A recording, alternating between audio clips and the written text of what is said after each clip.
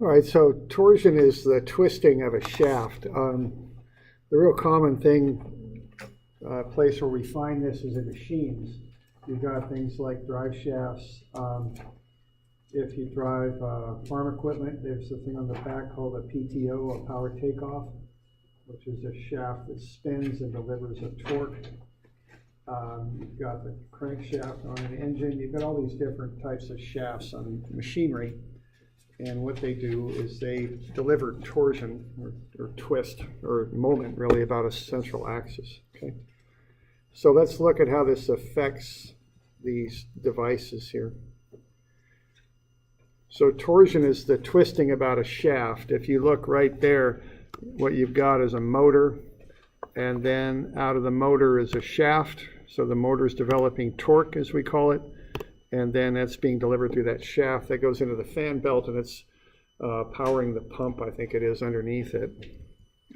Okay, there's a little bit easier one to see maybe. We got the motor, shaft comes out of the motor, and it drives the big pump there. Okay, so you're going to have torsion, which is a twist about the central axis of a shaft.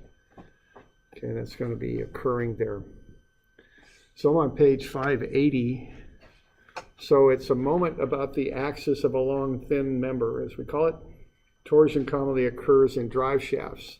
And what it does, it causes the shafts to twist, and it can cause shear stress in these shafts too.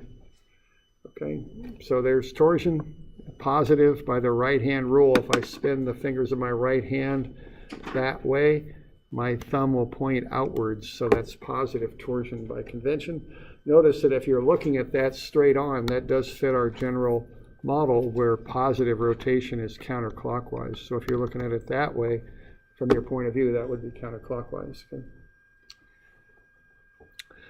Okay, so when I think of torsion, I think of taking a stack of coins, and we're going to glue the coins together, okay, with an elastic glue that stretches a little bit.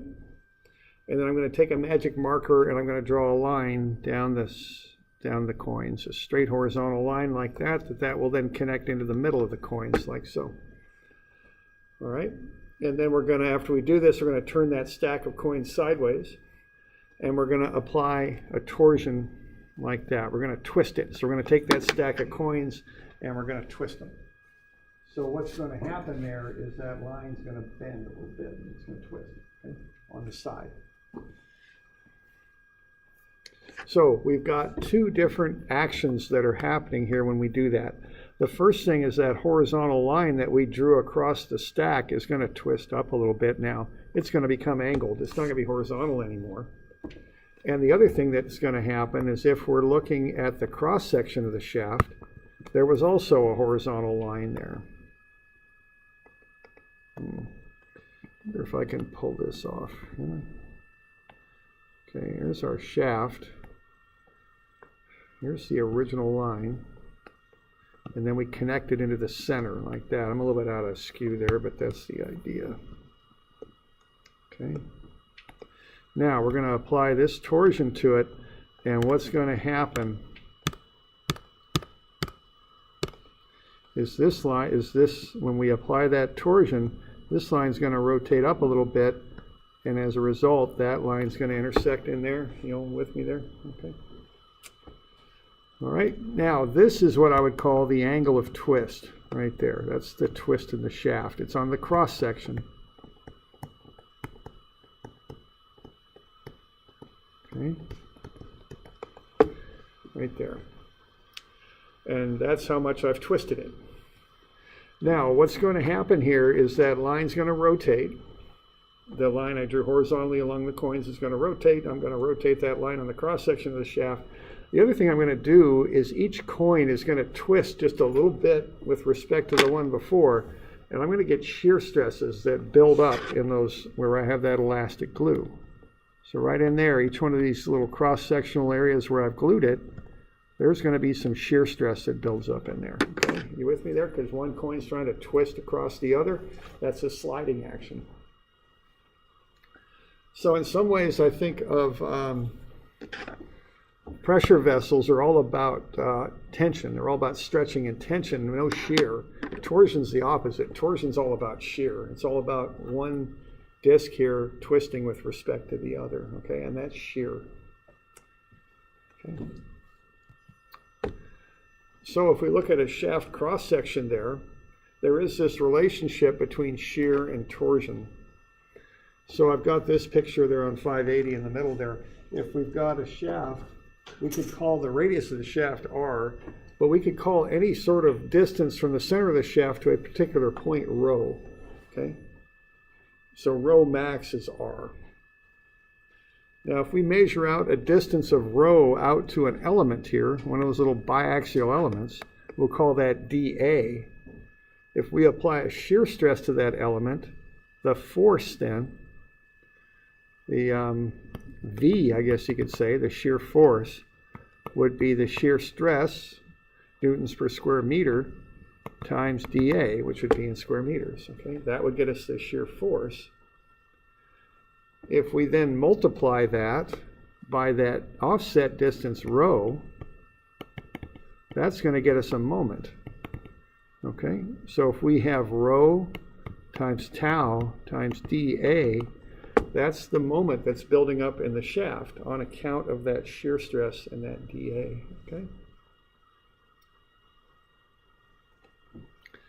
Now, if we want to know what's going on in the shaft as a whole, what we want to do is add all those up.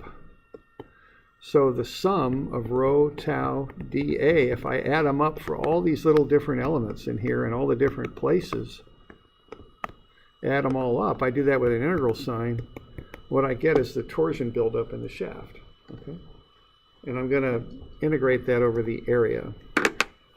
So if I were actually to do that integral, I'd probably do it with a series of shells, they call them. You know?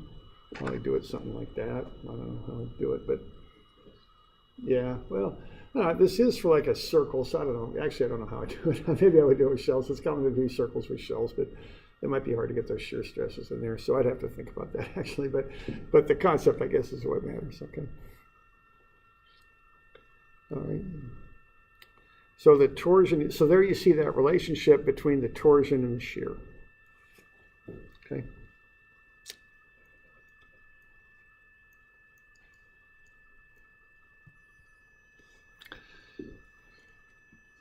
Okay, now there's some other relationships we can build here as well. If we start with that line that goes from A to B and we apply that torsion, I'm on the next page, I'm on 590, I think. Apply that torsion there. I'm going to have some deformation in here, like what I was talking about. I guess the fundamental deformation will be this twist on the cross-section of the shaft. So B is going to move up to B prime. So that'll be an angle of twist. Now, what I've also got then is I've got that original line that I'm drawing in there. I'll kind of dash this thing running across. That goes from A to B on the long axis of the shaft. Well, that's going to twist up here to A to B prime, okay? So what I can do is look at that triangle there that I'm going to have from that's caused by the rotation of that line. You know, let's look at that just a little bit. Okay, so R is the distance from C to the outside of the shaft, which would be C to B.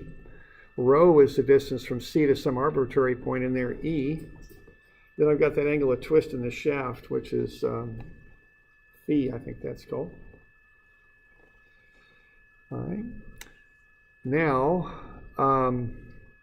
if I look at that now, what I've got is I've got the same twist angle in the shaft, but I've got two different arc lengths for that one angular deformation. The further out from the center I go, the bigger the arc length gets as I'm working my way from B to B prime versus E to E prime. Okay. It's the same angle on the arc, but I've got a bigger radius, so it's a further distance from B to B prime than it is from E to E prime. So let's say that thing's like a roll of paper towels, and this is happening, and let's take that outer paper towel off and lay it flat on the table, and let's have a look at it. Here's what I got. Okay, I'm just going to take the outer layer of that shaft off and lay it flat. I'm going to take a similar inner layer out and lay it flat here too. Okay. Now, this B to B prime arc, when I lay it flat on the table, is now a straight line. And what that is the radius times the angle in radians. If I multiply those together, I'll get that distance along the arc. So I'll call that delta R. It's bigger than what I'm doing here on this one, which is rho times phi in radians, which is delta phi there, okay? Or delta rho, I'm sorry. Okay. So what's happening here is I'm taking this line, I'm rolling it up there, and what I end up with here is a right triangle. And what I've got for that change in angle there is a shear strain that's occurring right there. It might be, it's more accurate and more kind of fundamental to look at it here. If I take that square that you see, and then I apply that torsion, so there's the square, apply the torsion, and it warps into a rhombus. Okay, that's what it does. So there you can see, here's the square. When you roll it up, it turns into a rhombus like that. Now this is no longer a right angle, so that shear strain is the change in that right angle as that thing turns into a rhombus. And that angle there is equivalent to this one here. Okay, they're the same angle. So what I can do then, if this is a small enough angle in radians, the tangent of that strain, which is y over x, is the same thing as the strain in radians.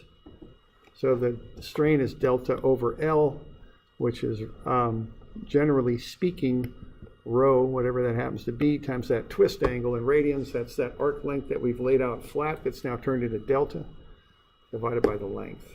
Okay.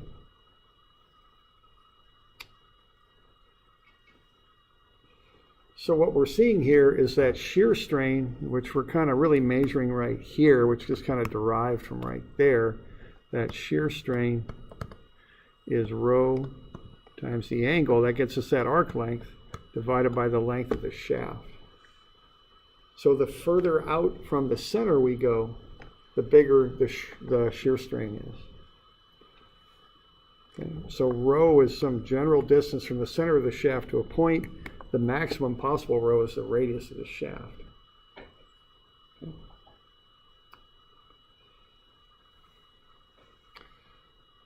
Now, as we get further and further out from the center, we get more and more of that angle gets bigger and bigger. We get more and more shear strain. So we have a ratio we can work with, that rho over the distance from the center, or excuse me, the shear strain, which is gamma, divided by the distance out from the center, rho, is a constant. There's a linear relationship there. The further out we go, the bigger the shear strain becomes. Okay. And that's a linear relationship there, so that's a constant ratio. As rho goes up, so does gamma. It's just a simple linear relationship. Okay. So that's a lot of stuff there to be going over, but let's kind of hit the high points here.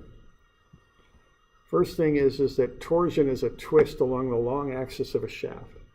If you ever worked on farm equipment, you got a power takeoff coming out the back end that runs the implements, that's under torsion. If you've got a shaft coming out of a motor, that thing's in torsion. It's going to twist a little bit, is what it's going to do. That twisting is directly related to shear stress that builds up between the planes of the shaft, as you're seeing there. One plane tries to slide across the other a little bit as it twists. That's shear, is what that is. So torsion is very much related to shear. Okay. Not only do we have shear stress, but we also have shear strain that builds up in these shafts, and it maximizes as you get further from the center of the shaft. So the maximum strain occurs on the very outer rim of the shaft, okay, outer surface. And also there's this linear relationship between the shear strain and how far from the center of the shaft you are. Okay. So let's develop a couple of the relationships here, because what we want to know for these shafts are two things, the two things we got to design on. One thing, we're worried about how much shear builds up in them, because if too much shear builds up in them, they can break, okay? And that's bad, okay? I had a hay swather once where the shaft broke, and it got a little exciting as that thing was spinning at however many RPM and flopping around on the U-joint that held it. I shut the thing down. Mechanic said, yeah, I knew that was going to happen sooner or later. I thanked him for telling me after the fact because I had to deal with it when I was out in the field. But anyway, so we don't want stuff to break, okay? So shafts break in shear, all right? And the other thing that happens is this angle of twist. We don't want it to get too big because if it does on a drive shaft, if you've got a bunch of moving parts that are connected to that drive shaft, they can start getting out of alignment if there's too much twist in the shaft. If you've got, very simply put, if you've got one, a cam here that's running the valves and another offset here that's running the piston, if there's twist between those two, the valves may not quite run it, have the right timing as the piston, to match what the piston's doing in the engine. That could cause problems too, okay? Now that's may not be an totally accurate, thing, but it's just kind of an example just to kind of get you an idea what I'm talking about here. We don't want these shafts wrapping up and twisting too much. That can cause problems, especially when things are moving, okay? So those are the two things we look at. Now the derivation of this, is a little involved, but we'll try and keep it, manageable. And we get to the use of these, not so much the derivations. We're more concerned with the use. Okay, so what we just found out is that the further out in the shaft you go towards the outer edge of the shaft, the bigger the shear strain gets, and it's linear. So gamma over rho is a constant. All right. Now, if we take gamma, that shear strain, and multiply it by the shear modulus G, we get the shear stress. Okay, as long as we're within the proportional limit for the material. All right. So not only is gamma over rho a constant, so is the shear stress over rho. So the further out from the center of the shaft you get, the bigger the shear strain gets, but also the bigger the shear stress gets. Now, if you remember, the torsion is related to the shear stress. It's the integral, which adds up rho, which is a moment arm, times tau dA, which is a shear force. Okay. So there's a nice expression that relates the torsion to the shear, but we need to work with it a little bit. And what we do is we realize that tau over rho is a constant. So if that's the case, we can introduce a factor into that integral of rho over rho, which is just equal to 1. Okay, we can put that in there. And so now we're going to have tau over rho times rho squared dA, okay, in the integral. But tau over rho is a constant, so we can pull it out. So we get the torsion is tau over rho times the integral of rho squared dA. Now that may or may not look familiar to you, but what that is an area moment of inertia. You probably learned it as y squared dA or something like that. Okay. But that's what we got there. We're doing it in a polar sense. We're measuring out from the center of the shaft. It's a little different than what you learned in statics, but that's a moment of inertia. It's a polar moment of inertia. So that integral of rho squared dA is the moment of inertia of the shaft. Okay, the area moment of inertia. Okay. So what we end up for torsion is the shear stress times I divided by rho. Okay. Now what I'm going to do here is I'm going to rearrange that so I can solve for the shear stress. So tau then is the torsion, which I probably will know if I know what my machine's doing, times rho, which is the distance from the center of the shaft to wherever I'm looking at, divided by I. Well, and I'm often interested in tau max, so there's my equation, because rho max is R. So if I want to find the maximum shear stress that builds up, it's the torsion times the radius of the shaft divided by the area moment of inertia. Okay? So that's a keeper right there. We use that. That's how you find the shear stress that builds up in a shaft. You take the torsion times the radius and you divide it by I. It's equation 91. And we use that a fair amount. Okay?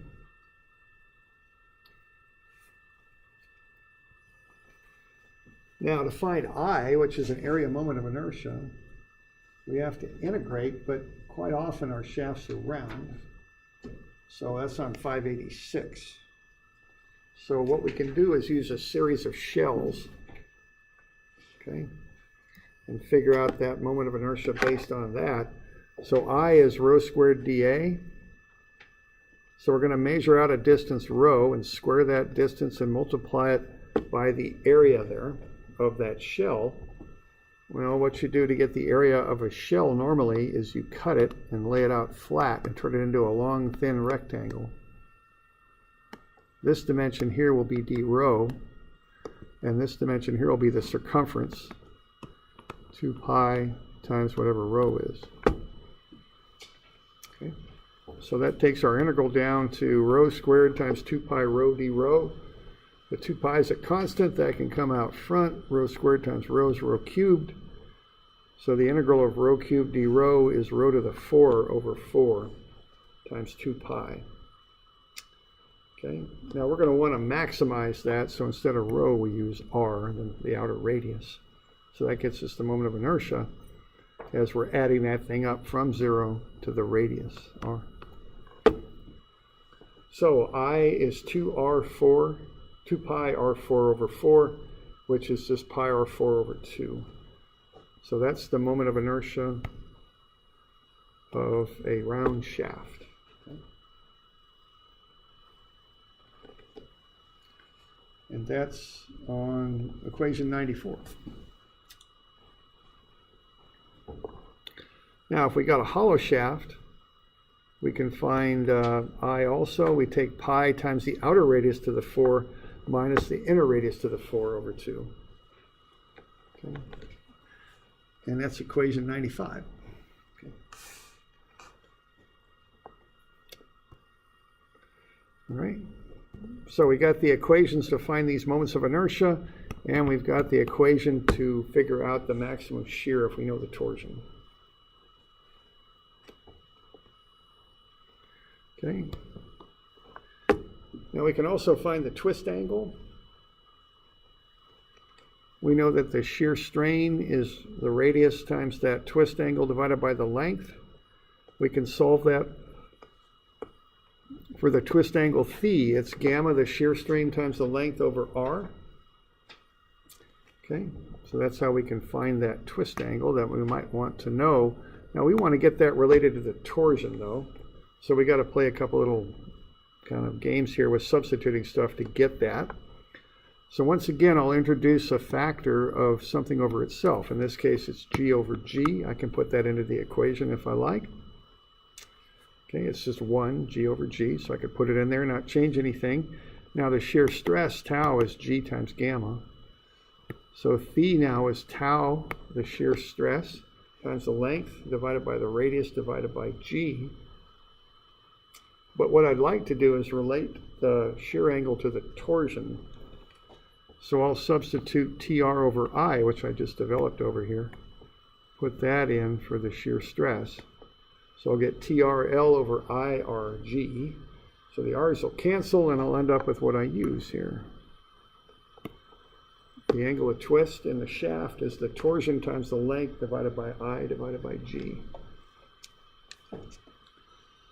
And that is another equation on your formula sheet. 93, thank you. Okay.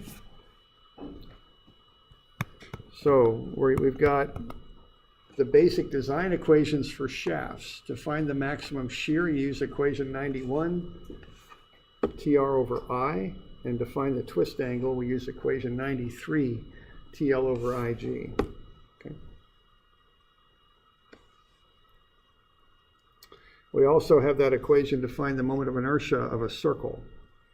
Pi over 2R4 for a solid circle, pi over 2 outer radius to the 4 minus inner radius to the 4 for a hollow circle. Okay.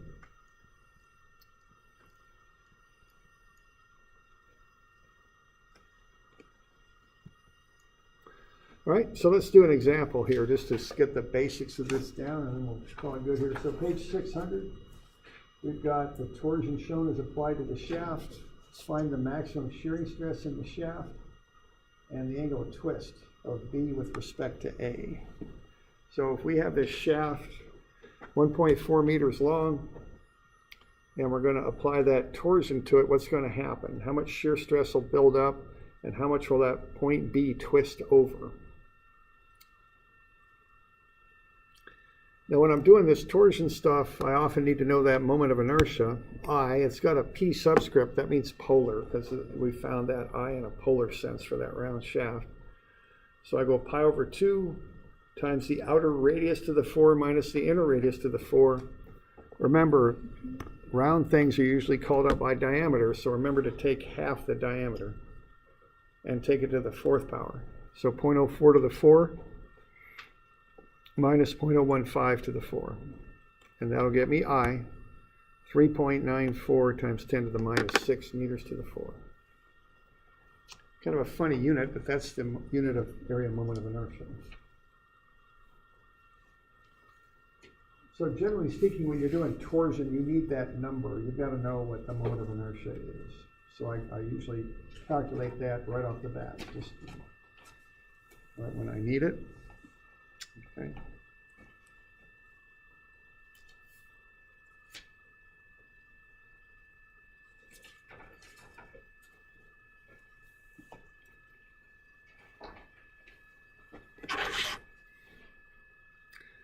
So that gets me I.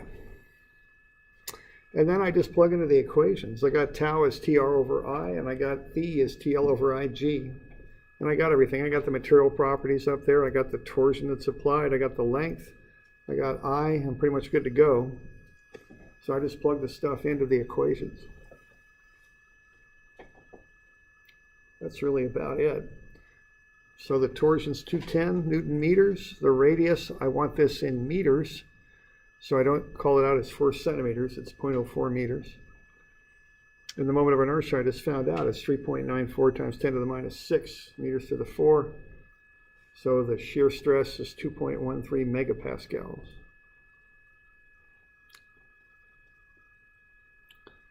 Same thing with the angle, TL over IG, torsion's 210, length is 1.4 meters. I is 3.94 times 10 to the minus 6 meters to the 4, and G is 3.6 times 10 to the 9. Plug all that in, I get 0.0207 radians, which is 1.19 degrees.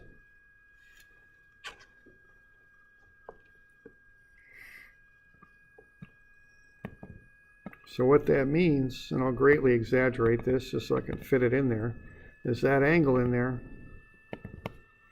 is 1.919 degrees, because I'm coming around like that, okay? So that's going to twist a little bit.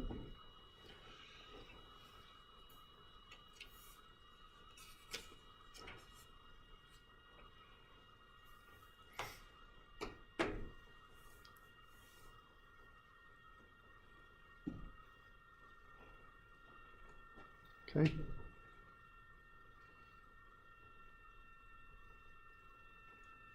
So it's just a matter of knowing those formulas and finding the stuff. Usually you got to find the moment of inertia first, and then just plug everything in and figure out what that stuff all works out to be.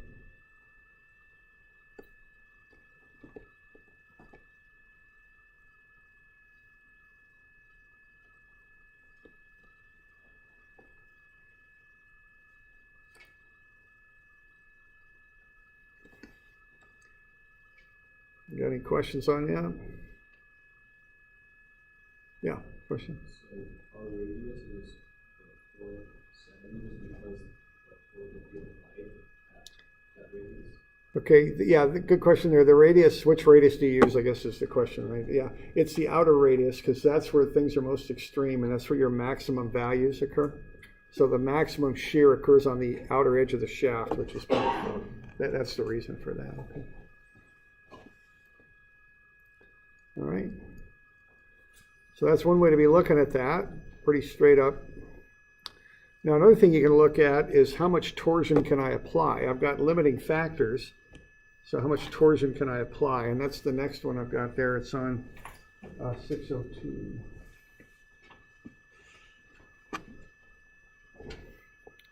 So when I look at these torsional problems, I always find this moment of inertia, which in this case it's a solid shaft, so it's pi over 2 r to the 4. So 20.4 times 10 to the minus 6.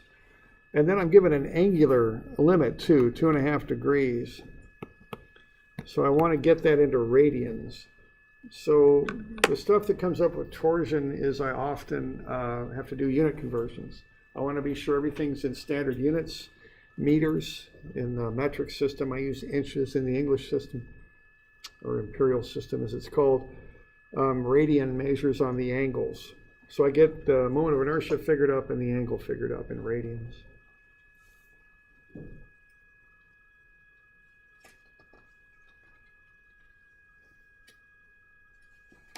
And once I've got that, what I want to do is I'm going to want to run both of those equations again, but I'm going to run them a little differently.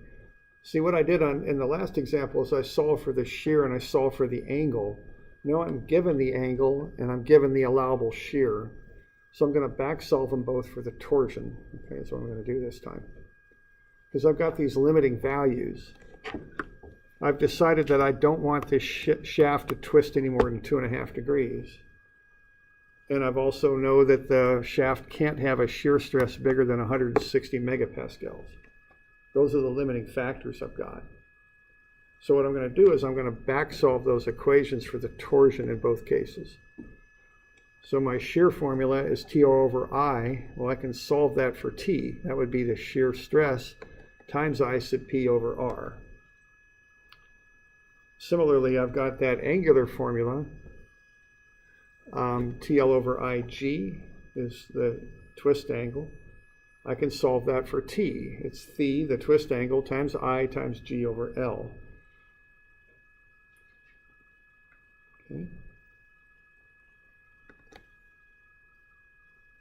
And I just plug everything in. 160 times 10 to the 6 times 20.4 times 10 to the minus 6 divided by the radius, 0.06. And if I do it that way, I get 54,287 Newton meters. Okay. And for the angle, I got the twist angle times I times G over L. And I get 26,600.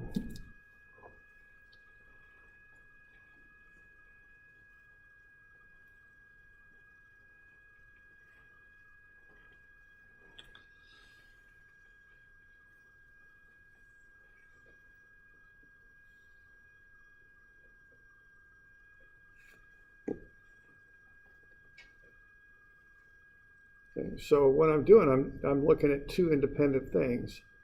I've got a certain shear stress that I can handle, and I've got a certain twist angle that I can tolerate. I figure out how much torsion it would take to cause both of them. So what's my maximum allowable torsion then? Yeah, right, okay. Because if I go over the 26.6, I'm going to have too much twist. So be careful. I kind of, I asked you the question there on purpose because people see that word, they tend to pick the bigger one. No, you don't pick the bigger one. You pick the smaller one. When you're doing design work, you pick the smallest loads and you pick the biggest size, right? Those are how you do design to be safe, all right? So it's the smaller one, okay? So the 26,600 governs, okay? Okay.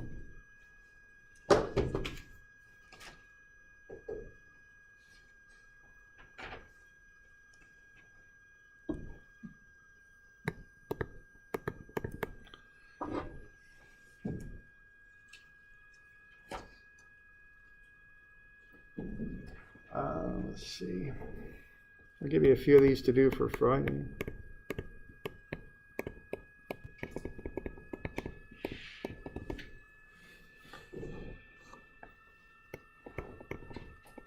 Okay. 234, 261, and 263.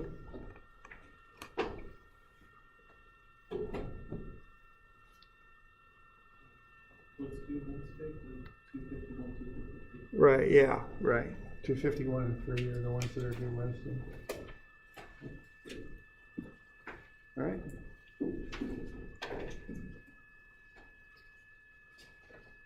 So we got any questions on that? You doing all